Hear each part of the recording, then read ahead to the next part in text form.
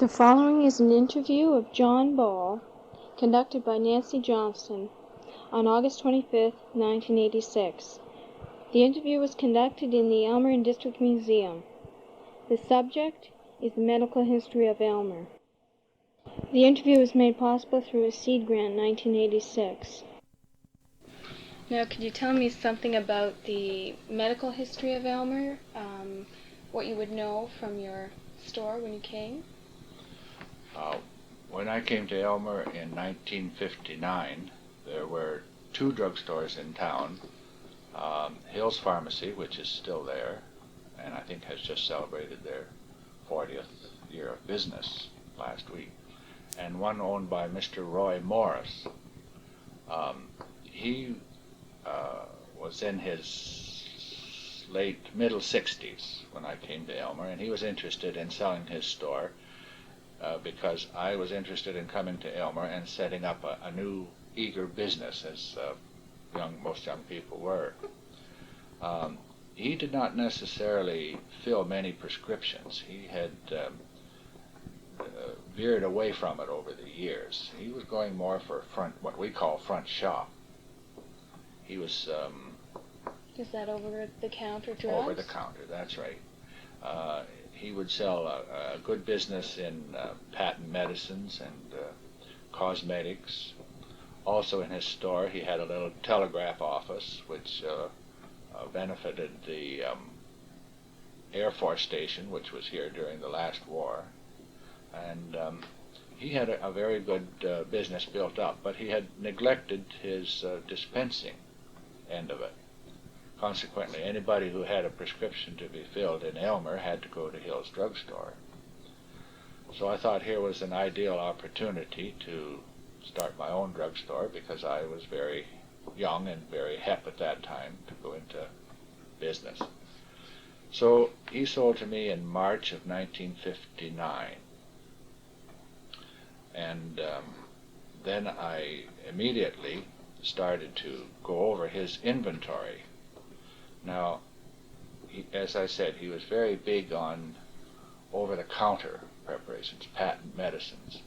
If somebody came in with a backache or a kidney infection or an earache, all he would do would be suggest patent medicine, which in most cases wouldn't do much good anyhow.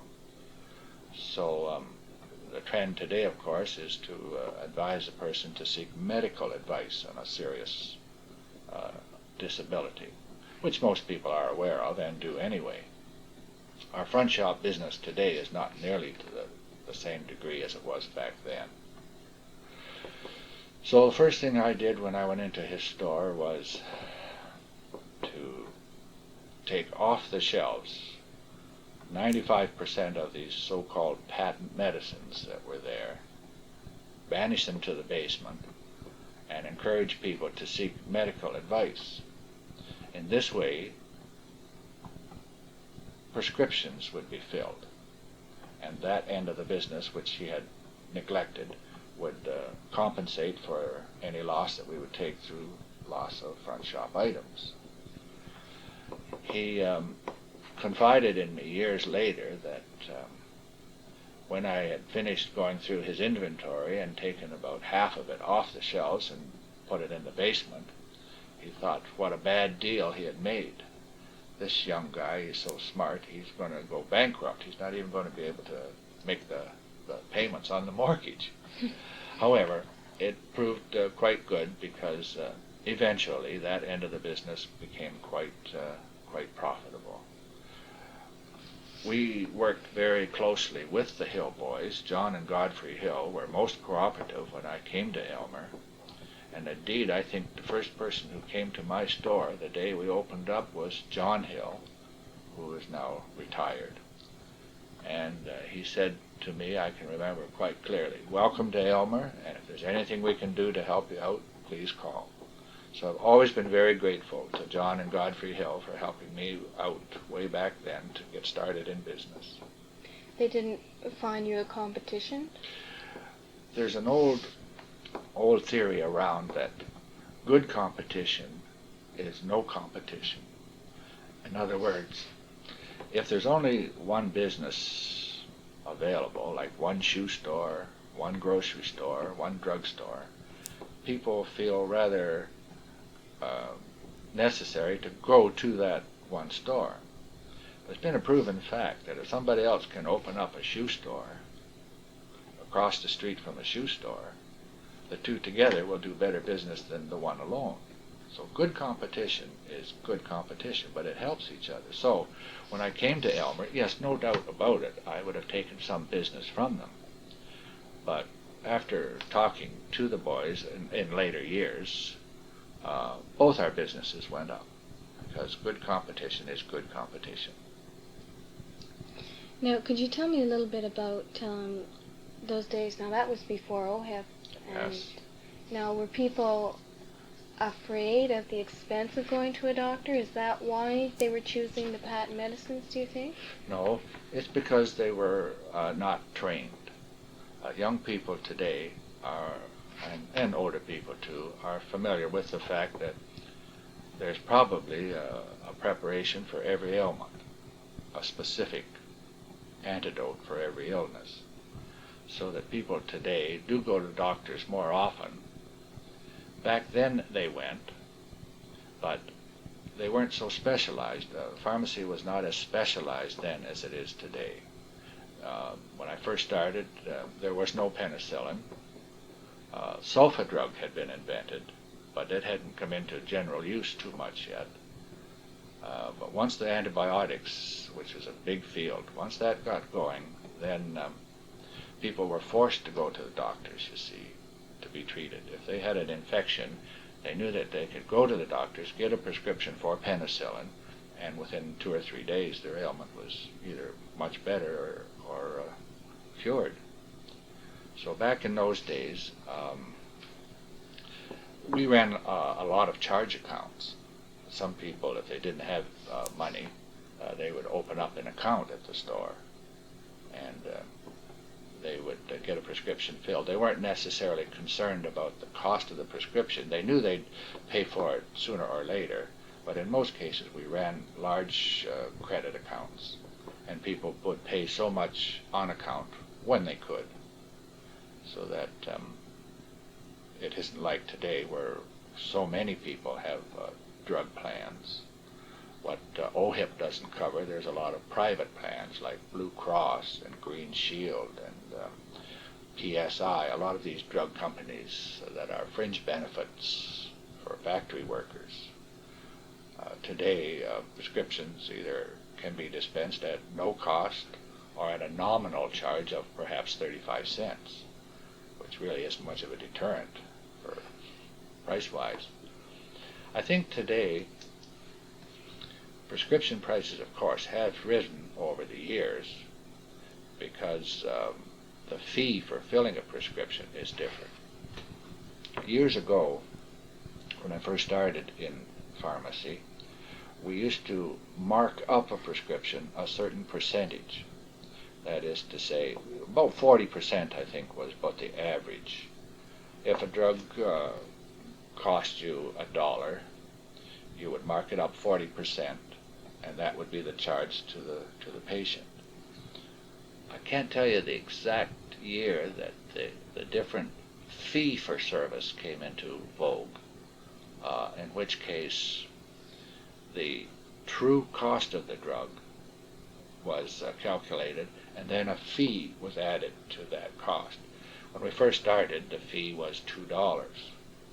Now, if say you had a prescription and the cost of the drug was $1 or $10, we would add $2 to the 1 or to the 10, and that would give you the price that you would charge the customer. It was a great method of lessening the high cost of drugs to people at that time who didn't have insurance. For instance, when some of the antibiotics come on the market, they were very expensive in dollars of those days. You wouldn't think it was expensive today, but in those days, a $10 prescription was almost out of sight. People were flabbergasted by a prescription for $10. So by adding a fee to it, you see, the cost would be $12, whereas if you marked it up 40%, it would be considerably higher. So the fee system was originally introduced to lower the price of high-cost drugs and offset that by increasing the price of cheaper drugs. Can I bring you back to your own education as a pharmacist? Now, it would be different than it is today. Yes, it is. I decided to go into pharmacy when I was in my late teens, and that was after the war. I wasn't old enough to have any military service when the war ended back in 45. So at that time, it was a 2-year apprenticeship that you had to serve with a druggist, and a 2-year college term at the University of Toronto. Immediately after the war, a good many of the returning servicemen also had decided to go into pharmacy, so naturally they had preference over somebody who did not have any military service. So consequently, I had 4 years of apprenticeship rather than 2 years before I finally was eligible to go to the University of Toronto. It was a 2-year course at that time, and more emphasis was placed at that time on practical work, such as mixing of stomach powders and variations of liquid medicines, where the doctors had their own private little formulas for making up different preparations. So consequently, at that time, more emphasis was placed on dispensing knowledge. We never made pills. They were rather a difficult thing to do, but I've made stomach powders and suppositories, and you've probably never heard of a product called Sedlitz powders. Have you ever heard of Sedlitz powders? This was an antacid formula that was very popular in those days. They were done up in papers. You had a little folded paper about 2 inches square, in which 2 different medications were placed in each of a blue paper and a white paper. And they had to be folded just exactly right. The edges had to be turned under, and the edges had to be perfectly straight. And then when a person had some indigestion or gas, they would put 1 blue paper and 1 white paper in a small glass of water, and it would fizz up, and they would get relief from their indigestion or gas. So we made those in those days. It's gone entirely out today. The only dispensing we do today practically is ointments. We do a fair amount of mixing of ointments today, hydrocortisone creams, antibiotics, burns, even have a nitroglycerin ointment now that has to be rubbed on for the skin for people who have heart trouble, things of that nature. But basically today, the student going to university, which has now become a 5-year term, as opposed to the 2-year term when I graduated in 1952, the stress is on drug knowledge. The young druggists coming out today are, I think, the most knowledgeable people about drugs that there is any place today. They know more about drugs. That's their specialty. The dose, drug interactions, what drugs will act with another to produce possibly a bad result. The dose of drugs and the availability, they're quite knowledgeable, much more so than when we went through. Would you say the relationship with the doctor is different? Yes, I would say so. When I was going through medicine or pharmacy, medicine was on a pedestal. The doctors at those days they could do no wrong, you know. They were like the school teachers. You admired them greatly for their abilities and knowledge.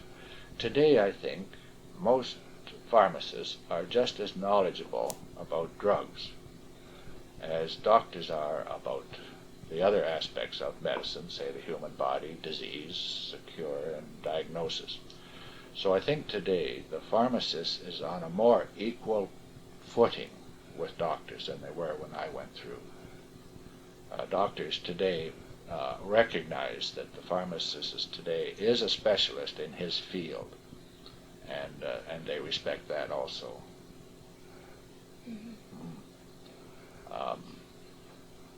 Most druggists today, their job is it's not dispensing; it's simply providing a service, because due to the fact that most drug companies today sell to the druggist a product which is simply counted or poured, put in another bottle, put a label on it, and dispensed. But when the pharmacist does this, he does so with the knowledge that that drug, as it is dispensed, is in perfect condition for the specific job it's required. Antibiotics, tranquilizers, I think, are the biggest drugs today that is dispensed. Specifically, one drug for one disability. So it's become more specialized now than it was then. And doctors are more knowledgeable about drugs today, too, than they ever were before, because with this change in dispensing and availability of drugs, medicine has changed also. So doctors keep up to date with their drug knowledge. Now, how do they do that? Well, they do a lot of reading.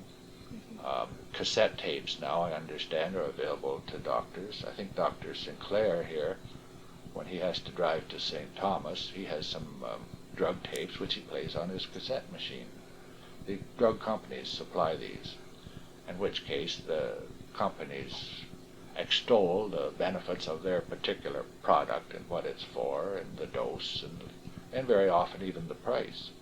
So doctors keep up to date by attending seminars on these tapes. The drug detail man is not as important as he used to be. The who? We call it a drug detail man. Is he the drug supplier? No, he's the man hired by a drug company to promote their product.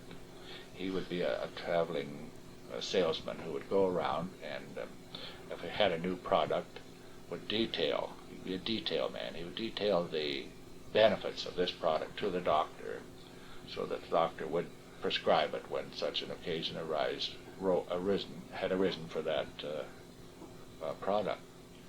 They're not as important today because the electronic media has taken over a great deal, and people themselves are more conscious of the availability and the use of drugs today. So the detail man is he's an important link, but not to the same degree as he used to be. Could you talk a little bit about what you would have done when you were apprenticing? Well, yes, this is when an older druggist would take you under his wing and teach you the method of dispensing at that time. As I say, there was a lot of mixtures made in those days. You were a fast dispenser if you could do 40 or 50 prescriptions a day.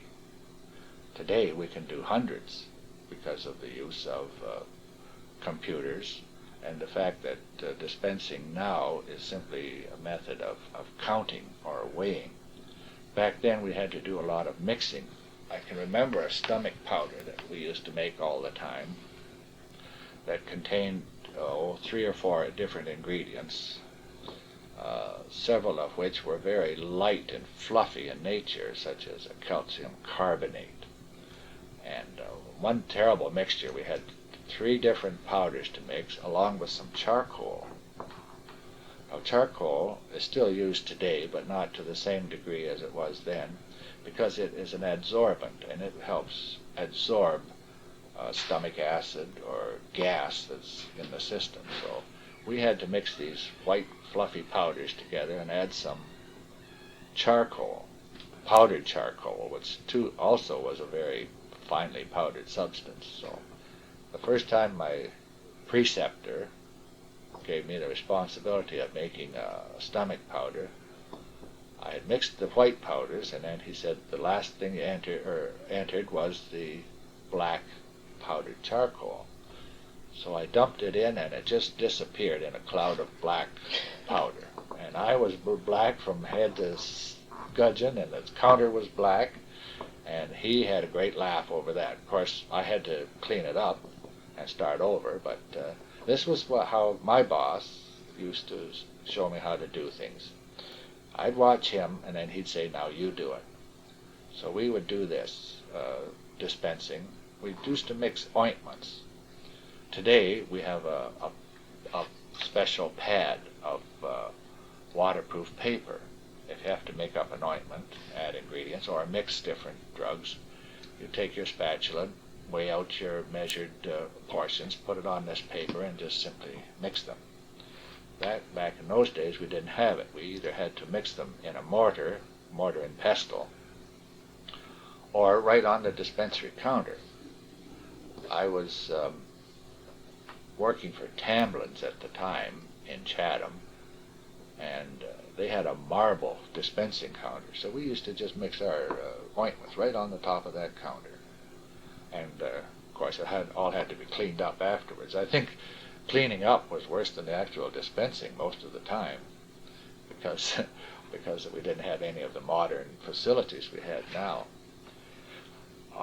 At that time, I think an apprentice was also cheap help, because we used to open up at 8 o'clock in the morning, and we'd work till 11 o'clock at night.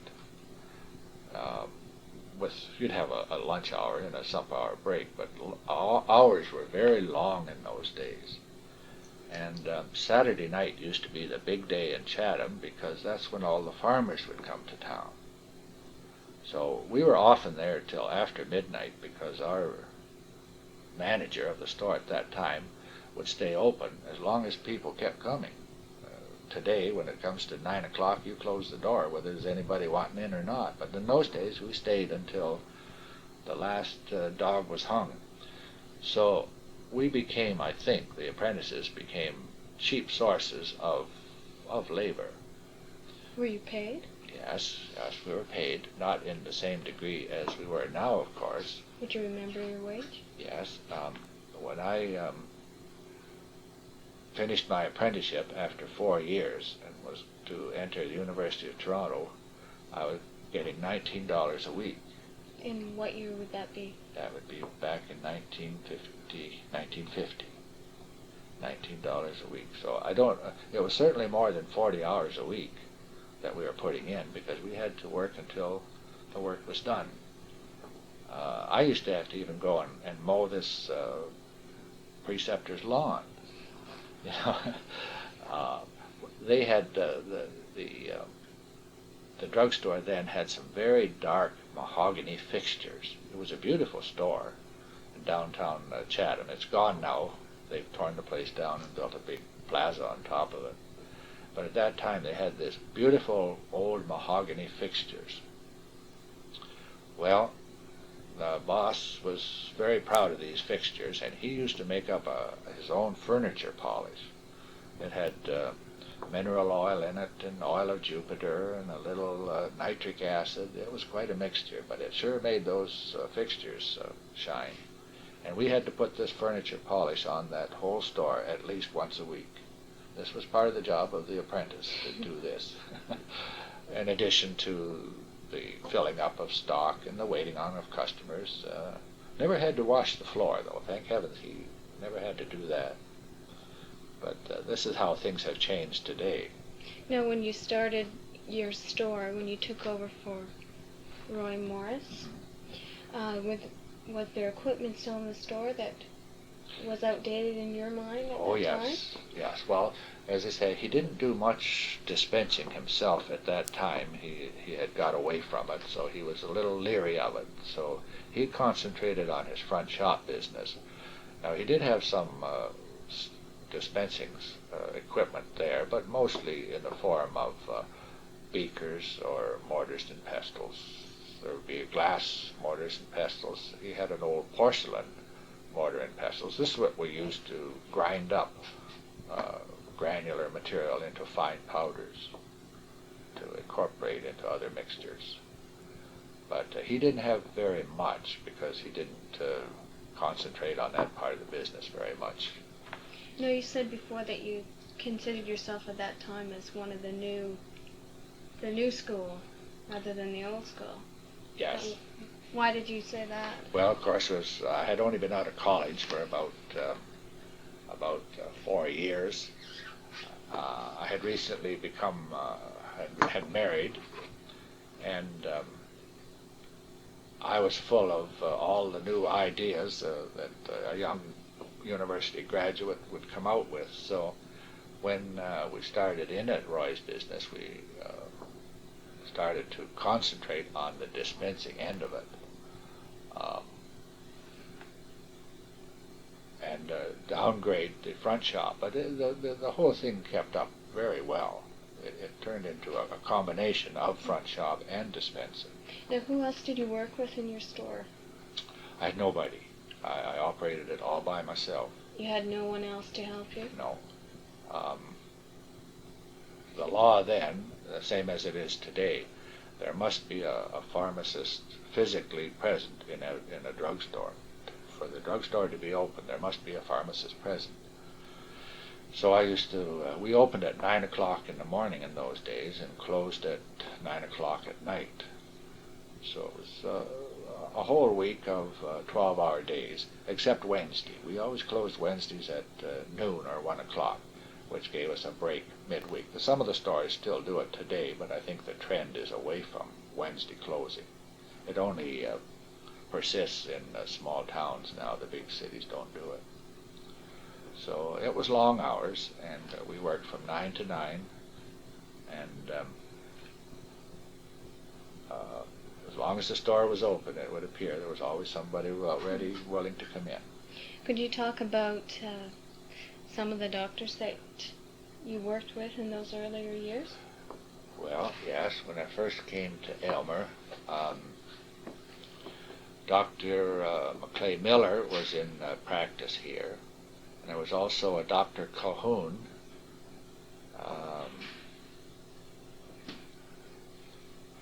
Dr. Sinclair arrived shortly after, I think. He came here, he must have been here in about 1960.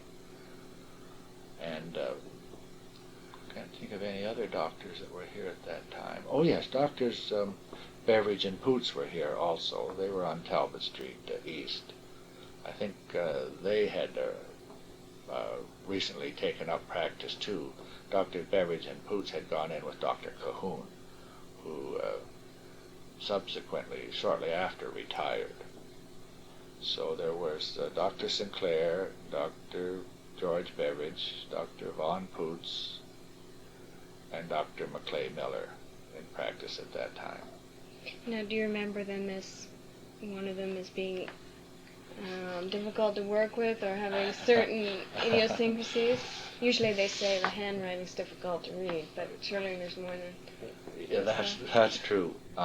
Although we didn't have too much personal contact with the doctors in those days. A little bit socially, but not so much in a business sense, because there didn't seem to be that much in common. I think today druggists have a better reputation than they did in those days, because then the druggist was just a pill counter. But today, I says, because of his increased drug knowledge, he's on an equal basis with the doctor. Each doctor has their own peculiarities in writing a prescription. People marvel even today that the druggist can decipher what the doctor has written. But it's no different today than it was then. Doctors still write in Latin, most of it, but it's Latin abbreviations. And as long as they stick to Latin abbreviations, they're easily decipherable. It's when they start to abbreviate English that leads to some doubt. So deciphering the doctor's handwriting at the time is still most important. If we weren't sure of what the doctor had written, we always got in touch with him by telephone and said, well, you've stumped me again, doctor, what did you write? And they would think that as a great joke, you know. So, but most of the doctors at those times were, well, definitely, they were all great people. They really were, especially to a newcomer to town. I thought they were very well treated by both the Hill boys and the doctors at that time. You said that you knew them socially? You knew some of the doctors socially? Well, occasionally there would be a birthday party or something like that, in which you'd be invited, or you would throw. We used to have a little Halloween party at my house, in which case you'd be inviting the doctors to come. They all come dressed up. They were great sports and that sort of thing. So, but the social contact was not too great. It isn't even today, unless you golf. Really? Yeah. That's not a joke. That's right. If you're a golfer, you'll see a lot of doctors on the golf course, because I think doctors find that as a form of relaxation, the same way as pharmacists do. So and there's always a fair amount of social life at the golf course, you see.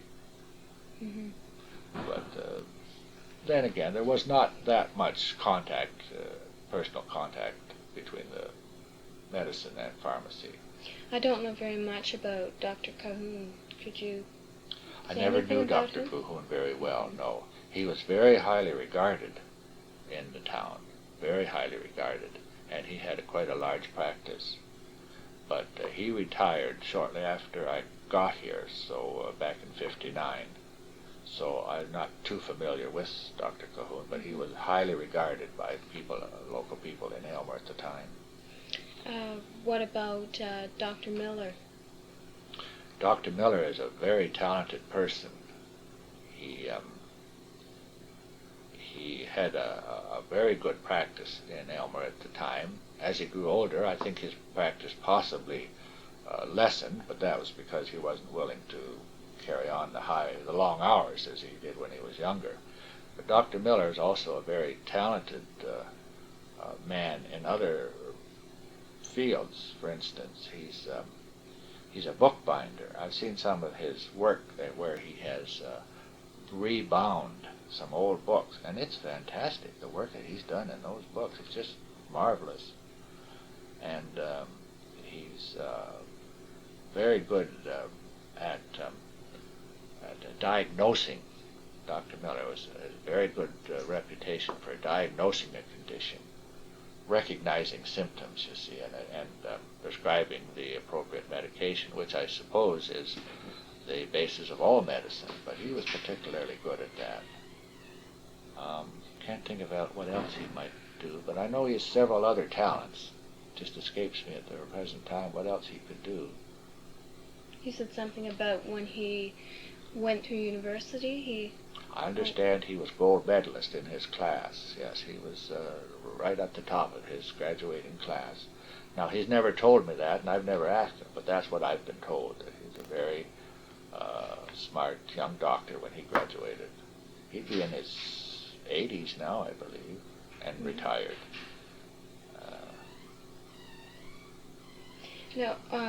Would you say that the practices of the doctors or your own business is different in a small town than it would be in a city? Is there a different feel for it? Yes, I think so. I think in a small town, once you become known, your reputation is increased as your friendships develop. Many people today, I think everybody calls me by my first name, very seldom ever a mister. Whereas in the big city, you're always a little more remote from people, and they didn't get to know you on a first name basis like they do here. For instance, I can say to Dr. Beveridge, "Good morning, George," and he would reply to me, "Good morning, John," you see. Whereas in the big city, I don't think you would ever do this, unless you were on a very close basis with your doctor. So I think it is a much more personal attempt in a small town. Definitely is. Now, I was told you had a hobby of collecting bottles, is that true? Yes, I like to collect cobalt bottles, mostly of a poison nature. Um, Years ago, they used to put out carbolic acid, which is liquefied phenol, and people used to buy this carbolic acid themselves and use it for a multitude of purposes. They even would put perhaps 1 or 2 drops into a bottle and use it as a gargle, and things of this nature. Well, all these poisons were invariably put into cobalt blue bottles, but these bottles are also of a different shape. They were often shaped like a coffin. As you looked at them from the end of your bottle, they would be coffin-shaped, like that. And on the sides, there were often little bumps. They would have little glass raised bumps on the bottles like that. And it would be ribbed like so, because this was to tell people that if they were fumbling around in their medicine cabinet at night and had to pick out one of these bottles with the bumps or the ridges on it, it would feel different from a smooth bottle which would contain regular medication. So these bottles were, well, they varied in size from a ½ inch up to about 16 ounces. And these bottles today have become quite rare. You never see them anyplace, whether a lot of other people are collecting them also, but you never see them anymore. So my big collection is cobalt bottles. I've got some what they call Winchesters. They're big bottles about, maybe 15 inches high, and they'd have a diameter of perhaps 8 inches. These were called Winchesters, 80-ounce bottles, and I've got about 6 or 7 blue ones in those, which were very rare. They're mostly made of brown glass, but I have some that are made of blue. Similarly, old Phillips milk and magnesia bottles. Today they're plastic, but in those days everything was glass. So I've got some old Phillips milk and magnesia bottles, and some patent medicines were also made of blue glass. I think of one that comes to mind is a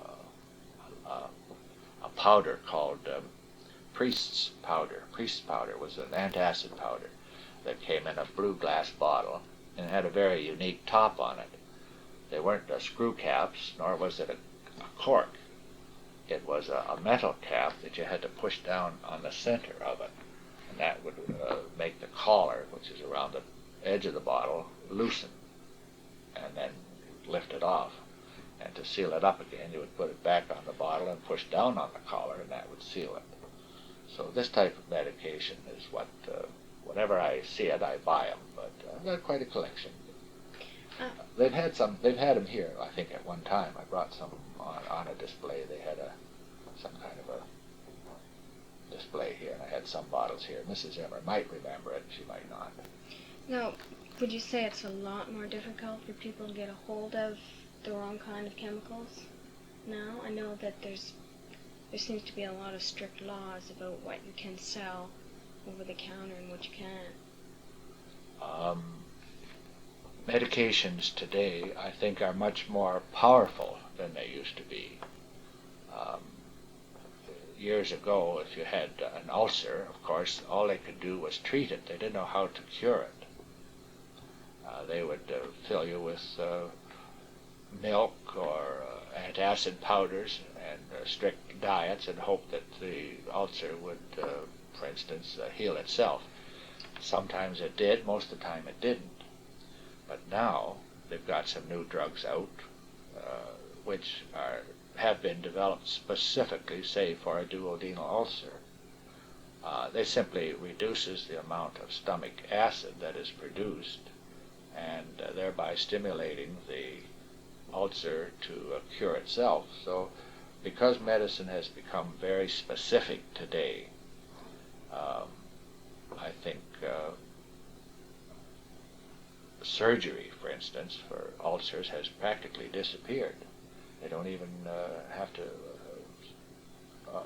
operate now to cure an ulcer. They simply put them on this new drug, cimetidine, which has about a 95% cure rate. So drugs today are much more specific for different purposes, but they're also very much stronger. People years ago, for instance, they had thyroid trouble. The drug companies had prepared tablets of thyroid, which were derived from the thyroids of slaughtered animals, beef and pork at the abattoirs. They would take these thyroid glands, and purify them and compress them into tablets. Today, they have discovered that the active ingredient that's in the thyroid gland, and they can make it synthetically in the laboratory, make it purer, and only about 1/10 the strength of the regular original thyroid tablet. So medication today has become very specific for specific diseases. Such categories as the tranquilizers is very big business today. Years ago, psychiatric hospitals were full of people who had had so-called nervous breakdowns. Well, today, these people are out conducting their own businesses and holding down jobs and leading quite a normal life due to the fact that as long as they're taking their tranquilizer medication, they're just as normal as you or I. So medications have come a long way in the last 30 years. So do you consider yourself now of the old school? Yes, I'm afraid I would say I'm of the old school. My daughter has recently graduated from pharmacy, and she is one of these new specialists in drugs. A druggist today, they like to call themselves pharmacists, I think, rather than druggists. They have become drug experts, whereas in my time we were more of drug dispensers. Drugs in those days were vague.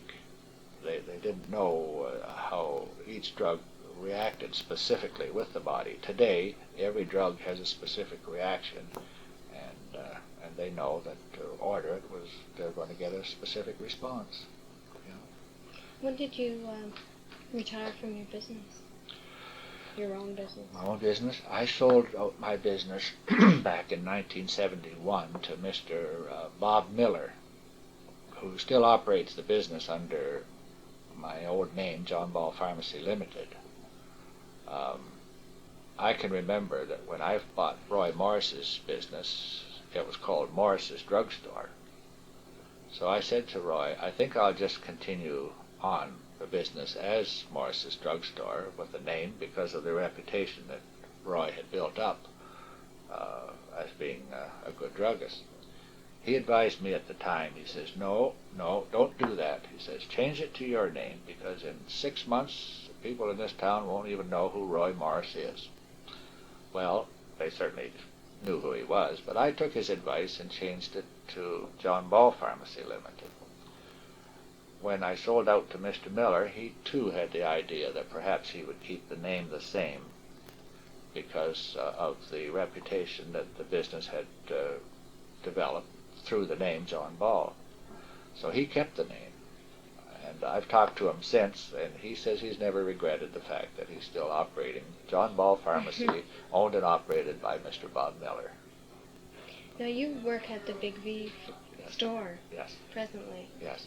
So you came out of retirement for that? When I sold to Mr. Miller back in 71, I signed an agreement with him not to conduct business, any form of business in Aylmer for a period of 10 years. That was part of the agreement of sale. So when I sold to him in 1971, I went to work for Mr. Arthur Cairncross in St. Thomas, who at that time was operating Burns Pharmacy. So I worked in St. Thomas for 11 years after I'd sold out to Mr. Miller. Back in nearly 5 years ago now, Big V came to Aylmer and opened up the store they have now in the old Lover building. And because I was still living in Aylmer, I got a job at Big V instead of having to drive to St. Thomas every day. So that's how come I'm still involved in pharmacy in Aylmer today.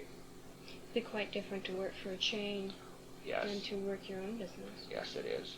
When you've got your own business, you can make your own decisions. You know, you're going to make your decision and you abide by it. Whereas when you're working for a larger company, even if you're the manager of a store, you do things their way. They say, this is the way we're going to display a product, this is the price we're going to sell a product at, and things of this nature. So when you're working for another company, you do it their way, whereas when you're your own boss, you do it your way.